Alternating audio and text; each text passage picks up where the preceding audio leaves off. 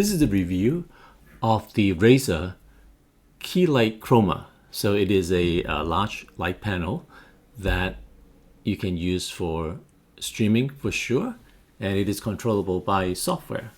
Why am I sitting in the dark? Because I have this thing set up so that the camera right now is not attempting to adjust the sensitivity. So this is how I look right now. I'm in a office. This is in the evening, and I don't have any ceiling light in my office, so it is kind of dark.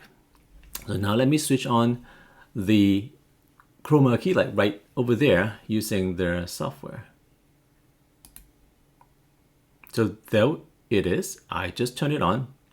It is set to a 5K Kelvin temperature, so kind of average warmth, and the brightness is at 44%. Now just to show you, this is kind of off 20%, 50, this is 85,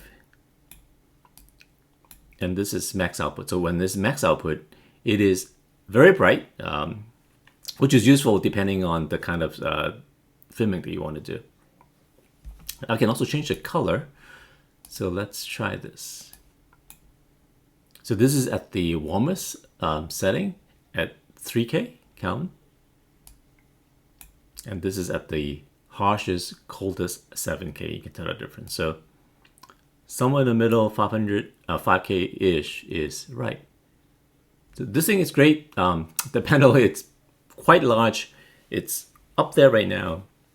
I have it perfectly set up in my desk for both doing Zoom conference calls and also doing product reviews. Now, next I'm going to show you the unit itself, how it's come together, etc. But anyway, the Razer Keylight Chroma, it's really, really good light. It's a single light solution. It certainly competes with the other well-known brands out there. So just want to show you the power brick that comes with the light. So they ship, instead of shipping a country-specific kit, they actually ship you all these plug, which I guess is good. So the way it works is pretty easy. It's really very well done. If you look at this, you can see this lock and open, so you can just twist it in. What you want to do is, you know how this is going to go, so roughly align it here.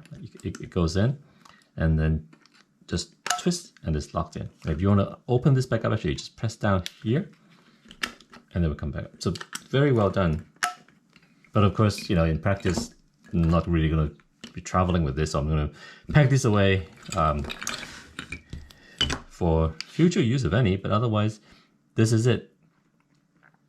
One thing to look at this thing is, this is a 52.5 watt adapter. So this is not any other cheap adapter. It's a lot of power because, as you will see, the light panel is huge. And then I like that it is actually connected with a locking system.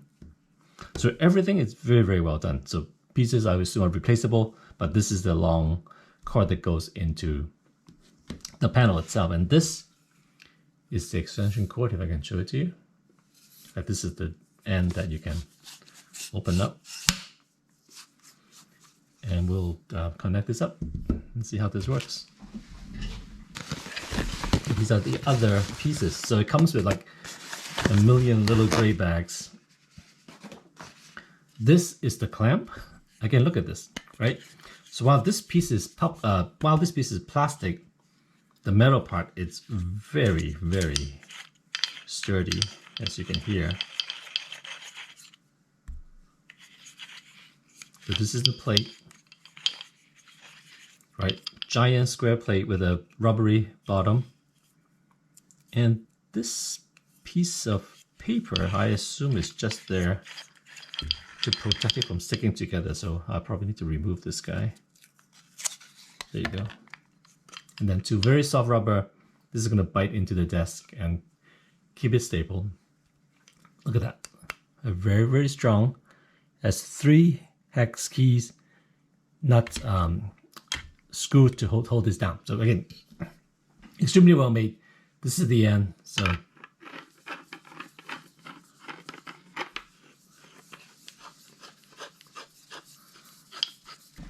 So this is the most fun part. I did not expect the panel. I can show it on camera. This is this big. So okay, my keyboard, the panel is wider than my keyboard and it's ridiculously heavy. It's a little off-camera unboxing, so I can't even fit it into the camera because I have it set up so low. This guy, it's metallic, has mounting holes all around. So I'm just going to screw it onto the end. Let me show you the connector that was missing here. So this piece, I can unscrew it. It's kind of a custom piece, which is interesting. Right, so this end made to this little end plate here.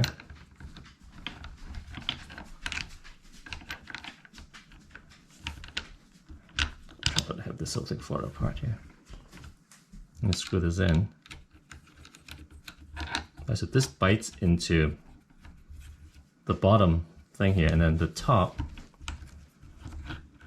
is a little ball joint, although it's not completely ball, but it's made of very solid metal, so it is gonna just bite in, and it should be fine. And this goes into. Let's see if I can get this on camera. The bottom of the panel.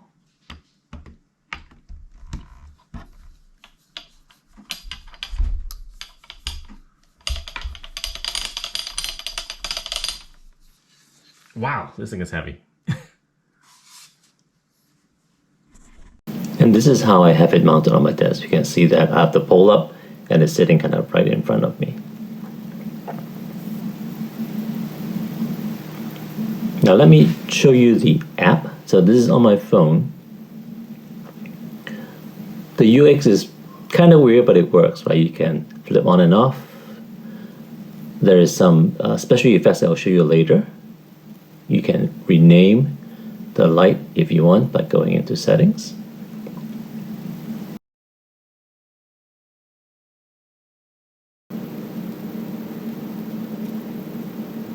Now to get into the slider, it's a little bit weird. So you could press and hold, and then the slider will appear.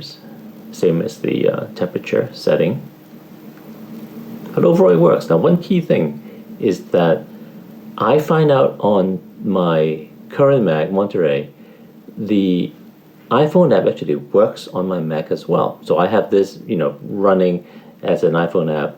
I just download from the App Store, and I can actually do the same control from my Mac directly, which is where I spend most of the time when I'm doing zooming. So this works really, really well.